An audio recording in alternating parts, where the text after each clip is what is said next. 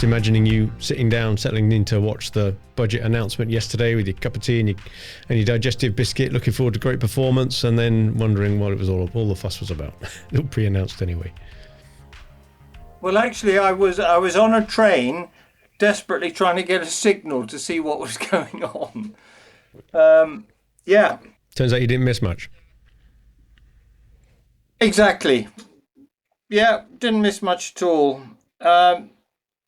It stole some of Labour's plans. That was the ultimate political budget.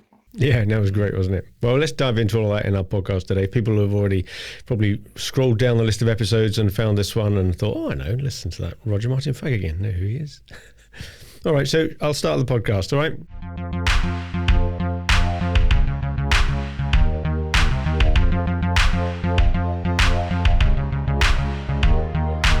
So welcome and thank you for joining the SME Growth Podcast for another episode brought to you by Wellmeadow, and we try and come up with interesting topics every week for owners and managers of small and medium-sized enterprises looking to grow.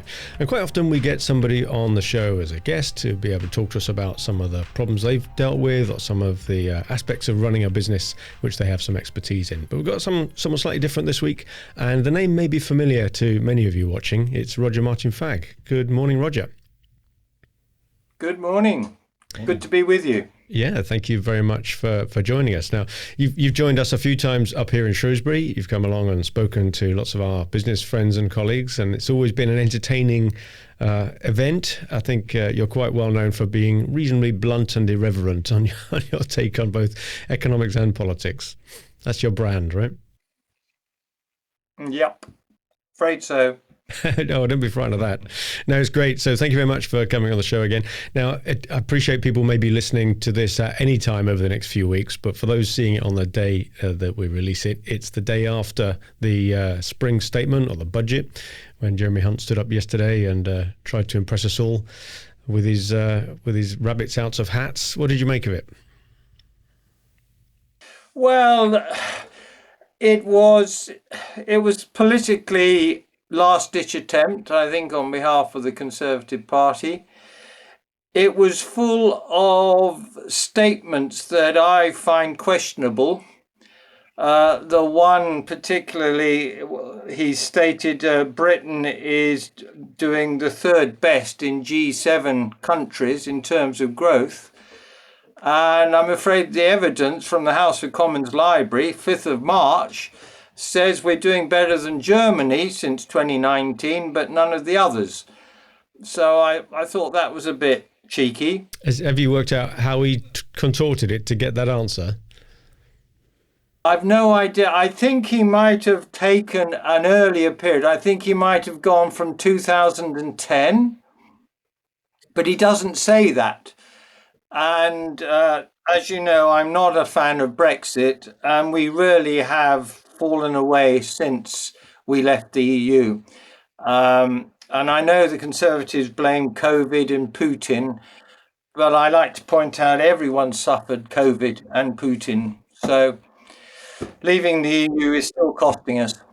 And Germany seems to really be suffering. We've covered that on some previous podcasts. Is that its exposure to energy, especially around Russia and Chinese markets, or is something else going on over there? Why are they in such a dire strait? I think China has slowed down dramatically in this last 18 months, and that's hit Germany hard. The second thing is that China's becoming more internally focused. You know, it's had the inward investment from the rest of the world. It's copied it. Look at their electric cars. And now they're a lot less interested in inward investment from places like Germany. So German motor manufacturers are actually beginning to retrench from China. And add that to the fact they've cut their gas consumption by over 30%. Both these factors mean that output has actually fallen away. Consumer confidence too is not great, a bit like us. But yeah. So with the exception of Germany then, we're not doing very well. No, we're not. I mean, Italy is outperforming us unusually, and has done for the last 4 years on average. And we are where we are. We are where we are. So what was the other thing in the budget then that upset you? Well, it's the idea that he said, look, I'm giving 10 billion of tax cuts through the 2p off national insurance. But what he doesn't tell you is that because I'm not indexing the personal allowances, and because wages are going to be growing this year by 5%, within 18 months, I will recoup that plus another 20 billion. So the tax burden will be going up from August. This is the famous fiscal drag that we hear talked about. And you say 5% on wages, the national living wage is going up 10% in about 2 or 3 weeks' time, isn't it? So there'll be even more at the lower end of the pay scale. And pensioners' income is going up 8.8% next month too. There's this paradox that despite him badging this tax cut, there is a band of wages, I think it's below £19,000 a year, where people are actually going to be paying more tax even after his announcements yesterday because of this freezing of the thresholds. You're right about that. That's at that level. And more people have moved into the 40% bracket. You know, we all talk about this fairly openly. We all know it's happening. But does he think on the whole people just buy the headline numbers and will vote for him when it comes to it? Well, I've got to be careful in what I say here, but I think they have genuinely lost the plot. I think they are thinking that the 75,000 people who managed to vote Truss as our Prime Minister will buy it, and the man in the street will buy it. But all the people I talk to suggest, look, keep the 2p and do something about public services, please. And that's a question really, politically, do you agree with a slightly higher tax take to improve public services, which is what you're saying? Our tax take, I was hearing that it's going to be the highest that it's been since the war in a couple of years' time when all these changes flush through. But still, compared to international comparisons, we're not a high tax economy. We're going to grow to something like 37% of GDP. What's the G7 average or the OECD average is about 40. Scandinavia's up at 44. So whilst it's the highest for us since the last World War, why is it that we're still in this sort of funk where we think we're increasing taxes, but our public sector is just bare? It's got nothing to spend. Well, you're absolutely right. We are in the bottom third of tax take economies, the bottom third. Almost all our European neighbours are ahead of us. I don't know where it comes from. There is this myth that higher taxes limit growth. I mean, a lovely example of this is if you take Germany, they have higher taxes. But if you run a business in Germany for years, you've been able to offset CapEx IT spend against corporation tax. And we've only just realised that 100% allowances, and a good thing in the budget yesterday is that if you lease your equipment, you can still claim the 100% write down in the year. That's a good move. But we aren't a highly taxed economy.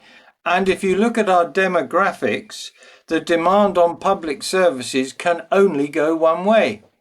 And that's up. So is there any case for any economic optimism in the UK? What's the solution? I really believe this. The optimism is the attitude of the people who are going to be listening to this. Over 60% of our GDP is created by SMEs, companies that employ less than 200 people. And if you look in the last 5-7 years, it is they who've been investing steadily. They might have taken less dividend out to do it, but that's a choice. In the UK, the investment collapse is government plus big corporates since 2016. It's not SME owners. That's interesting, because we've heard you talk about that before, and I just presumed it was more across the board, that there was this reticence to invest generally. But you're saying it's much bigger sums that are moving that, either the government decisions or PLCs. Yeah. It's as we know, international business can locate anywhere, and there are one or two examples where in biotech they're locating in the UK. But from many American businesses, locating in the UK was access to the European market. And that effectively has been substantially reduced, as we know. And you talked a lot about the Brexit before. We had some very fruity debates when you come up here and speak in person. Is there any light on the horizon there? Is it universally bad? Do you see that there is some sort of it's too early to say argument to around any of this, or is it just all going one way and negative? No, I don't think my view is that what business is crying out for right now is continuity, stability. And I keep saying to people, imagine your business has had 5 CEOs in 7 years. How would that business be performing? And I think most people will say, well, it's probably all over the place and it probably doesn't quite know what it's doing. That's where we are as a country. So I personally am looking forward to boring Starmer. We had some people come in with some questions, and one was around, do you think there's any difference between a kind of Conservative government and a Labour government economically going forward? Is there much room for manoeuvre? If you look at Rachel Reeves' economic manifesto,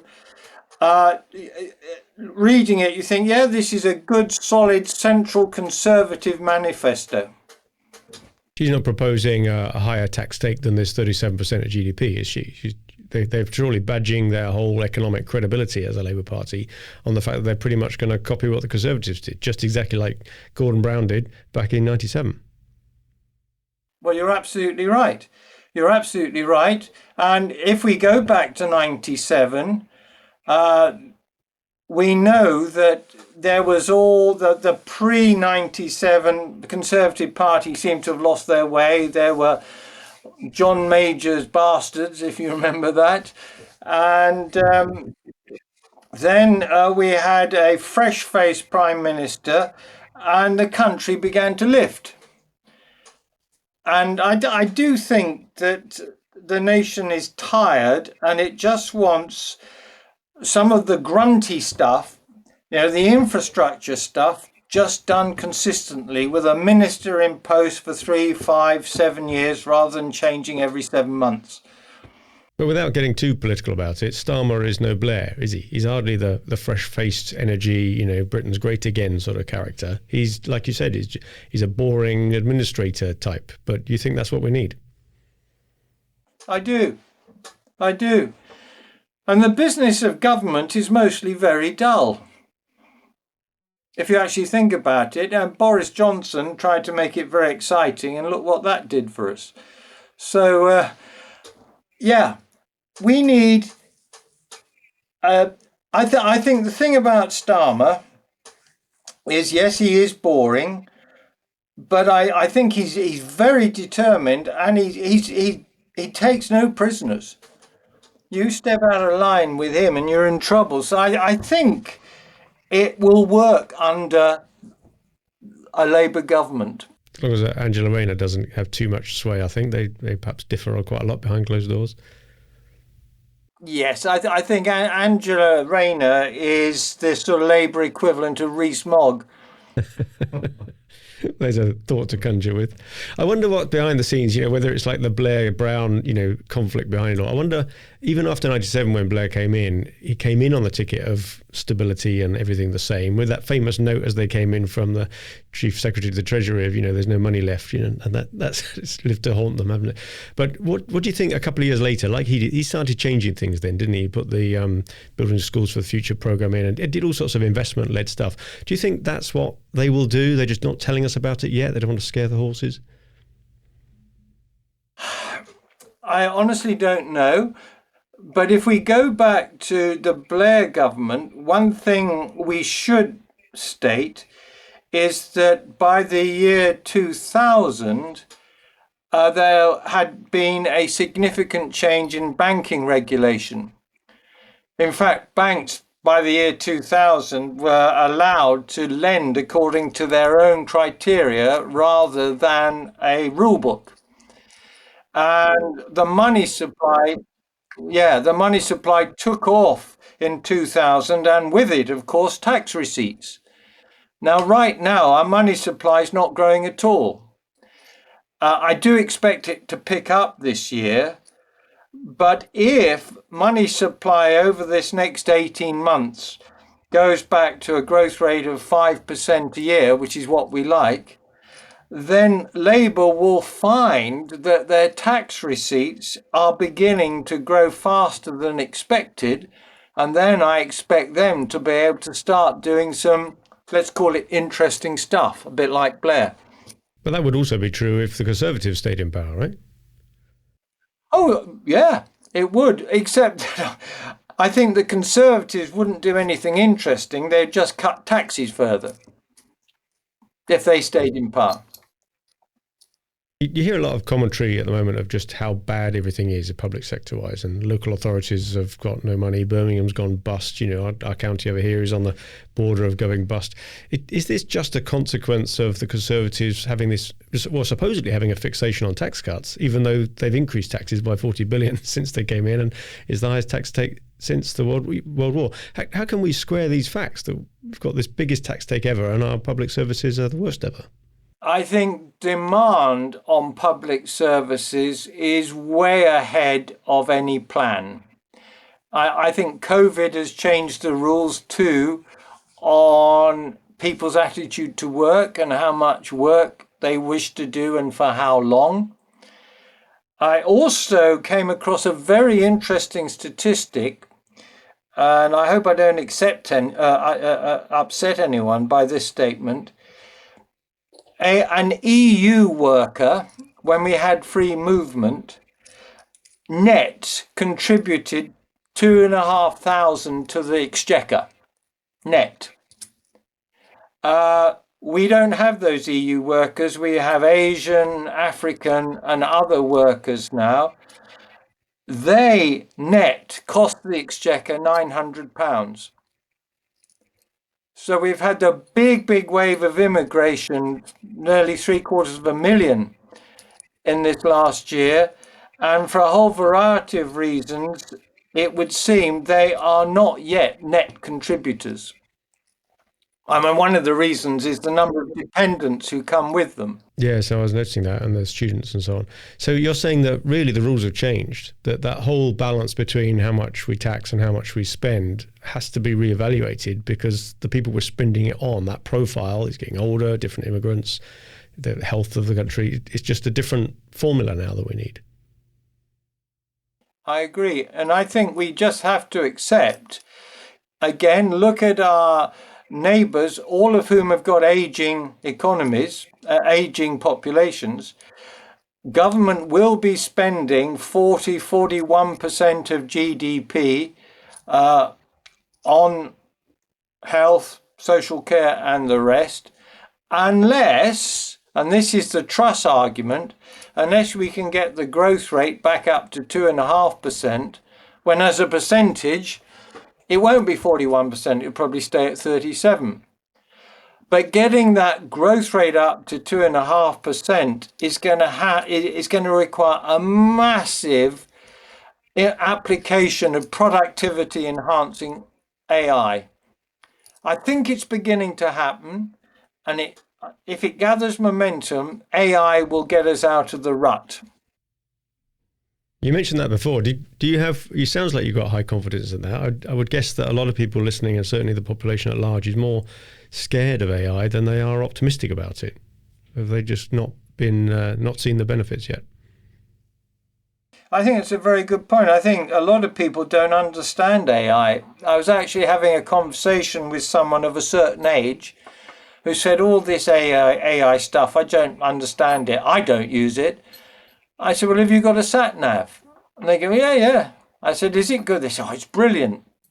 I said, do you use Google Maps? They go, yeah. I said, that's all AI. Even Google search, I suppose. Yeah, it's everywhere, isn't it? How you get your insurance quote. But what are the big changes then you see that will really drive productivity on a massive scale? You know, we see it in our clients because we're using it around very specific niche use cases around either marketing or, you know, generating ideas and brainstorming. You know, it's great for that. But maybe we're seeing it replace hours, or we get more done with a bit, but at the margins. You know, I'm not sure yet we've seen, you know, whole people being made redundant because of it, or massive amounts of growth on the back of it. Where do you see the real gains coming through from it, especially when you're talking about public sector? Do you know, I really think the biggest gains are back office. Literally, you know, the processes. For example, if you take the NHS, if you observe how it works, it's all form filling. And if you remember, you see a different consultant and they go through the same questions again. Well, with modern technology, every nurse, every doctor should have an iPad that links. So, you know, data is real time. That's not difficult to do. It's just attitudinal. Various previous attempts to put big countrywide IT systems in, we seem to fail every time, especially in the NHS. You know, look at the Horizon scandal. It doesn't seem to be something that the public sector is particularly good at. Or am I being unfair? No, and I think it does. It was. I think it was Fujitsu. You know, the old post office gang, who after 9 billion of spend said we can't do it, and that's because it was driven centrally, and each of the local health authorities are fiefdoms. You know, they've got their way of doing things. So I think the idea that you can have national IT is probably wrong. I think you should be looking at, you know, the good people of Shrewsbury have different approaches to the good people of High Wycombe. Demographics are different. So don't try and do the big fix. You know, do it incrementally, which is what I see SME owners doing. You know, and they're not going on SAP. They're actually saying we can use a bit of software on this. We can do our accounting package better, etc. We can get real-time data for our dashboard incrementally. And as we know, incremental then begins to change the whole.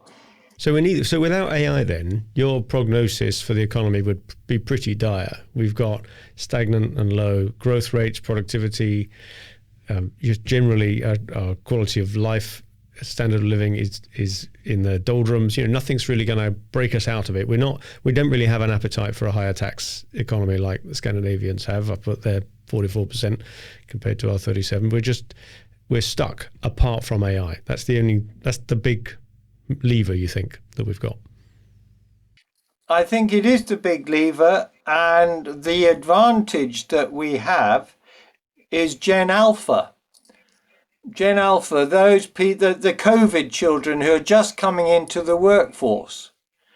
And their expectation is that technology should be seamless. Interaction with every part of life should be driven by technology and seamless. And they are the people in 5, 7, 10 years who are going to be saying, David, to people like us, you know, where's your imagination? You're not there. You can do this, this, and this. So I'm a great believer in youth. Well, I see it with my kids all the time. I remember during COVID, my daughter was on Roblox and she'd set up her own little business selling Roblox houses to her friends for real money. And she was interviewing one of her other friends from school using avatars online. And I just sat there and looked at it and thought, this is crazy. But that's the world that they live in. You know, my son will be on 3 or 4 different channels at the same time, playing on his PlayStation, WhatsApping someone, talking to someone else. And I think, you totally agree that in a couple of years' time, when these guys hit the hit the workforce, they're going to expect a level of technology that maybe a lot of businesses don't have. So, you've got to invest in it. I'm a bit scared as well for those people that are currently in control and own the capital. The business owners, they're all of an age, 50s and 60s, and they just don't get this. Remember Arif, who we worked with last year? He made £2,000 a month designing jewellery for use in Grand Theft Auto in a completely, metaverse-y sort of way. And you can't get your head around it. And if today's business owners aren't going to hand over soon, then we're going to be stuck with some old thinking for until that generation you just talked about, Roger, comes through to the workforce. But they're just entering it now, aren't they? They're not going to be owning the companies for a little while yet. David, what a good point. I'm saying to people, have you got a 22-year-old attending your strategy meetings at board level? And most people say, no, why would I? I said, because they are viewing the environment completely differently to you. You should have them there. And I've come across examples where people said, we have a 25-year-old, they have transformed our thinking and we are motoring. Well, that's really interesting. Go on, you got some other questions as well, because several of our audience sent in some. They said desperate to ask Roger some of these things. Where have we got? Was Truss wrong with their radical plan for the economy? Could it have worked if it was given a chance? Truss's radical plan would have certainly worked if we had 10% unemployed, we had empty factories, empty warehouses, i.e. we had capacity. What Trump was proposing is classic 1930s Keynesianism. You stimulate the economy by the government borrowing 50 billion and injecting it into tax cuts. So it's private sector spending driven. You do not do that when your inflation rate's running close to 10% and you're 3.7% unemployed. It's just completely moronic. So as a principle, it's not wrong. And if you look at America, that's effectively what Biden's done with his Inflation Reduction Program.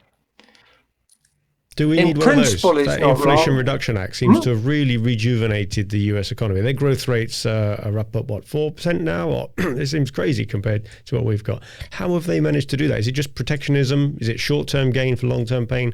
Why aren't we copying that model? Well, the interesting thing is, it 5 trillion he's borrowed from the markets to do this, and it's basically in America, if you are doing or want to do anything green, broadly defined, you'll get subsidies, you'll get tax reductions and so on. And global capital has left Europe, UK as well, and is flooding into America because the potential returns are so good. But, David, the productivity of the average American is running just below 3%. There's the difference. And is that because they're adopting technology faster than we are? I think it's a number of things. I think they're adopting technology. They, rightly or wrongly, politically, have been getting 3 million new workers a year coming in who will do anything to have an SUV by the time a pickup truck, by the time they're 30. Young, dynamic, Puerto Ricans, Mexicans, doesn't matter where they come from. What made America great, and Trump doesn't seem to realize this, is immigration. And yet we've got 750,000 a year coming in at the moment as well, but it's not having the same effect. Or will it? Is that due to come? We've got 750,000 coming in, but of that 750,000, only 250,000 are actually workforce. The rest are dependents. Those dependents grow up and become members of the workforce, right? Good. In the future, in 10, 15 years, there'll be a benefit. But currently, it's a net cost, so we have to take it on the chin. You mentioned about borrowing there in the US. Now, clearly, as the global reserve currency, they can just borrow willy-nilly forever, can't they? I often wonder, will that gravy train come to an almighty and catastrophic end for the states? Will, China or something take over and suddenly the bubbles burst and all this debt gets called in? Has the states got a really big problem 20, 50 years out, or are they pretty safe forever? They're safe forever. The issue with debt is not the size of it, it's what does it cost you to finance. And if the debt you are putting on your national balance sheet is actually increasing the return faster than the cost of that debt, you're winning. And that is exactly what's happening in America. In one of our previous sessions when you came up here to speak, you covered a really interesting theory about government debt not really mattering. It's kind of them borrowing off themselves anyway, and any profit the Bank of England makes gets ploughed back into government. And this was another question we had. They wanted to get you to repeat that argument because it sounds so fantastical in a way, but if that were to be true, then is there not an argument that we should just be borrowing more, maybe not quite to the scale of the states, but instead of there being an equation here between tax and spend, where does borrow fit in? And is it really not as terrible to have this debt as people think? Okay, well, look, let's think of one of your customers, a typical SME. And let's take a look at their balance sheet. And let's assume that of their balance sheet, 25% is other people's money. It's debt. And this business wants to grow. The shareholders, the owners, have no more capacity to put in money. You might say to them, well, you need to approach a bank because they'll be willing to lend to you, providing there's some security, probably until your balance sheet is a third debt, 2/3 equity. Is that fair statement? Yeah, no, I think that's fair. Yeah. Okay, so if you look at the UK, look at our national debt, it's literally 25% of the value of our national assets. That's an estimate, of course, the national assets. So we are actually under-leveraged. So we could be borrowing more up to whatever that magic threshold is, whether it be third or whatever the percentage is. We're not borrowing enough, you're saying? Well, you see, there's a problem. Again, let's go back to an individual business. If that individual business is spending more than 10% of its income on debt finance, you might begin to say, do you know what? You're probably at the limit now. And I think the same applies to a country. So when interest rates were 1.5%, it would have made sense to load the state's balance sheet. But now we're spending 7.5% of tax revenue on debt financing, so the headroom is less. What do you see happening with interest rates now that they're forecasting inflation to come back down to 2%? I actually think that base rates will still be around 4.5, 4.75 at the end of this year, because I don't think wage inflation is going to moderate. And for as long as wage inflation is above productivity, core inflation is going to run around 4%. But when it comes to the 10-year yield on government debt, that's the thing that's been coming down. And that could get to even 3.8%, and fixed rate mortgages follow. So I think long run interest rates come down a bit more, short run interest rates by 0.5% end of the year. So the summary of that then really is that Starmer can't really pull on that lever to borrow more. He's still stuck in the same tax versus spend conundrum. Certainly for this year and possibly next year. But then if after 18 months of Starmer, the markets reward him by being willing to buy 10-year gilts at higher prices, then he might, or Rachel Reeves might see an opportunity to build, which they've already talked about, now what do they call it? The State Growth Fund, which is where they plan the public sector match the private sector 50-50 for any new investment spend. And I don't know whether they'll do this, but I expect you guys have got a sip. I've got a sip. If the government launched an infrastructure bond paying a coupon of, say, 4%, I'd buy shed loads of it, i.e.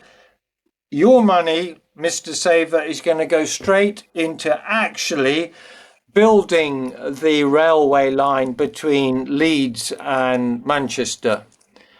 It's going to build new hospitals outright, not on PPI schemes, but straightforward purchase. Yeah, did he try and do something like that yesterday with that new ISA 5,000 limit for British businesses? I looked at that and thought, you can only invest it anyway in traded stocks, PLCs. That's not really going to help our SME sector, which is the largest part. What's the point? I would have much preferred something like you just described there, where that money can be invested that trickles through all of the supply base. Do you know what, David? When I heard that, I thought, oh, God. The point is that it doesn't do anything for investment. All it does is increase the value of a SIP portfolio for those who've got UK assets. I think, I don't know whether the people in the Treasury or whoever are a bit stupid.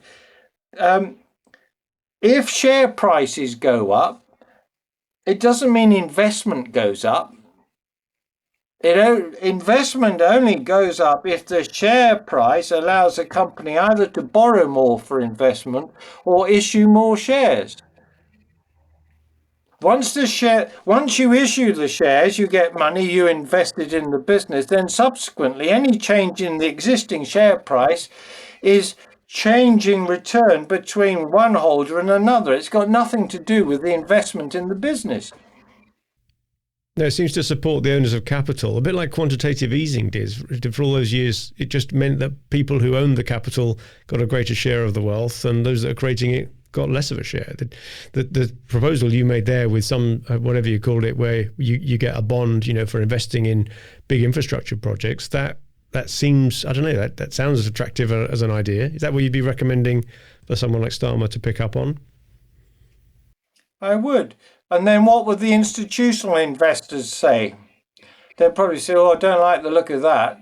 Because we're traders, you see. We like to make return on the vicissitudes of the stock cycle rather than doing anything useful. So what else would you be advising Starmer to do then? What's the rabbits that he could pull out of that? Or even just the sensible stuff that he should get back to doing, like you said earlier? I think Starmer should say right at the start, look, there are trade-offs. And these are the trade-offs we're looking at. It's going to be at least 5-year grunt. But we expect continuity, we expect common sense, we're not going to be fighting each other, and we will keep the 100% capex allowance. We will extend that 100% allowance to software purchasing. Thus, any IA stuff basically comes tax-free. And just be, what's the word? Just have a 5-10-year plan for rebuilding the country. Taking a longer term view rather than this short termism. Yeah, I mean, if you look at dear Rishi Sunak, Rees-Mogg says something on GB News, and the next day he's talking to all of us outside Number 10 about he's really worried about factions and anti-this. I mean, it's just so reactive, and it's not the way to do things. Now, we had another question come in, and I know a lot of your audience is from the property sector.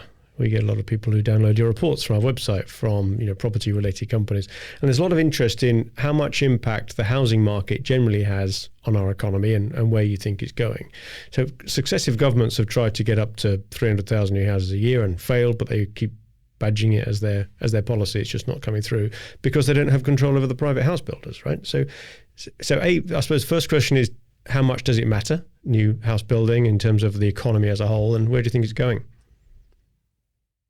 Okay, well, if we go back in time, if we go back to the 60s and into the mid-70s, house builders were many. There were lots of local, McCavity house building. So a local house builder would find a bit of local land and borrow from a bank and build. And then from the 1980s onwards, the whole market became oligopolized. So the big five now, I think, provide 60% of the housing. That's not an accurate number. It's somewhere around there. And they say they don't limit supply, but of course they do.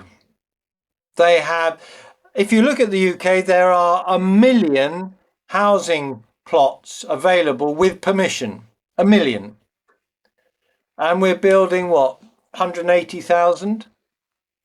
So I've got a very simple approach to this. If you get planning permission, you must build within a year of that permission being granted, or you're taxed at 40% on the incremental value of the land. Now, if Starmer or anyone suggests that, the House Building Federation will go nuts. So and Gove reported the other week that there's no evidence that house builders are controlling the market.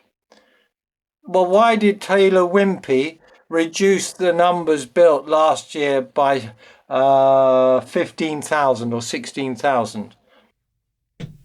Just increases the value for them. Why do they want to put too much supply into the market? It's just going to reduce the prices for them, isn't it? The return on them. It's like a cartel, isn't it? Like OPEC. They just got a stranglehold on the market. It's exactly that. And what they've done is they've all bought land with options, which stops the local builder getting in there. And if a local builder does get in there, their bank says, oh, we're not really too keen on lending to small builders anymore. We'll lend to Taylor Wimpey, but you're a bit risky, because we remember when the market collapsed in 2008. So, I don't know. I think I know what I would do. I would actually, if I was in charge, I would really bring back, through the housing associations, state housing on a much larger scale. And what impact would that have on the economy as a whole then? It clearly would help to alleviate our homelessness problem and all the temporary housing costs that local authorities have. But does it have that knock-on effect where people then go and buy the sofa for their new home? And does it really lift it? Does it matter enough? It does. Yeah, it does. It's construction is about 8% of GDP. It's one of the bigger sectors. And of course, as you rightly say, it's all the add-ons. If people move house or they buy a new house, sofas, if they move house, they always redo their kitchen. It's all that spend. What's going to happen to the housing market is, as you know, everyone said it's all going to collapse, and it never did. And I don't think it will. I think house prices this year will rise up to 3%. But the key point is, I think the number of transactions is going to move back to the 100,000 a month, which is the run rate. That's, if you look at it over the last 15 years, apart from when the government's changing stamp duty, you get 100,000 a month of transactions. It's a sort of one of those steady state things. We're currently doing about 87,000 a month, but it's rising. Back up to 100,000 again. Yeah, okay. Well, Yeah. I hope that Starmer's listening to this and he brings you in as an advisor. He can be a SPAD for the next Labour government. No, I'd be terrible. Well, I'm not so sure. So we must be getting due for another one of your quarterly newsletters soon. I don't know if you're sort of drafting it in your head or whether it's already been committed to the word processor. Is that coming up in the next few weeks? It's coming out 8th of April. I am working on it slowly, and you get little hints of what might be in it from this conversation. Quite.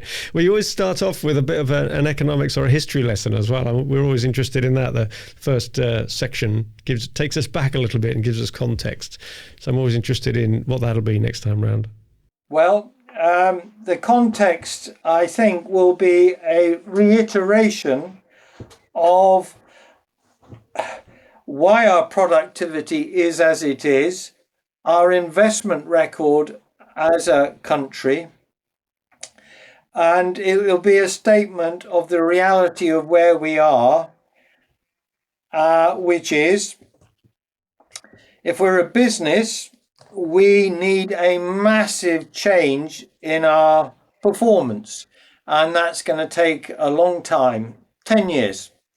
So back to your SME, call to arms then, really. Get the SMEs focusing on what they're good at, investing locally, smaller solutions, taking on more software, getting these youngsters into the strategy meetings.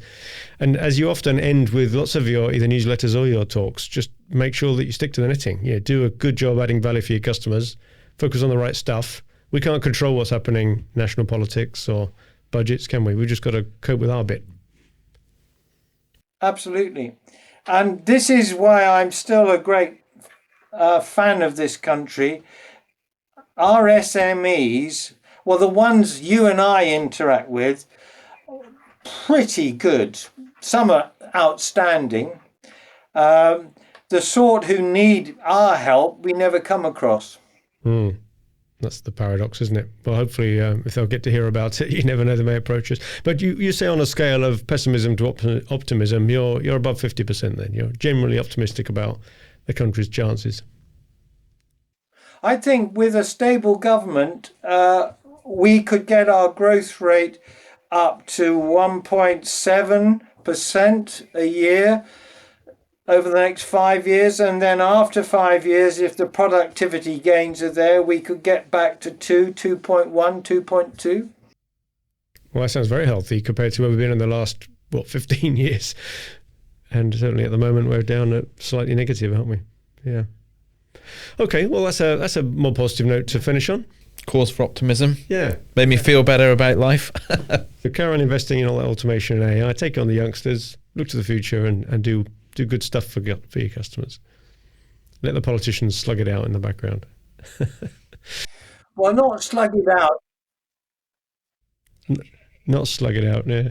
Yeah, look forward to your next newsletter then, 8th of April. We look forward to that dropping. And we look forward to seeing you in Shrewsbury in September when we've talked about getting you back up here again and talking to a room full and exposing yourself to all their questions, which is always quite an entertaining evening. So thank you very much for doing that. And thanks for taking part in today's podcast as well, Roger. It's really good of you to find some time for us. Thank you. Thanks for that. It's a pleasure, David. Good to see you both. Thank Good you. to see you. And you, Roger. So thanks once again for listening to the SME Growth Podcast. It's brought to you by Wellmeadow, and every week we try and come up with some interesting stuff for business owners and managers to help them navigate through the choppy waters of their business growth. As we ask you every week to do, please follow us on whatever podcast channel you pick us up from, and more importantly, just drop an email or mention it in the pub that you listen to us, and that's quite interesting. You never know, when someone's out walking their dog or driving the car, they can tune in and hear wise words from Roger or whoever else is joining us that week. So in the meantime, good luck with your business.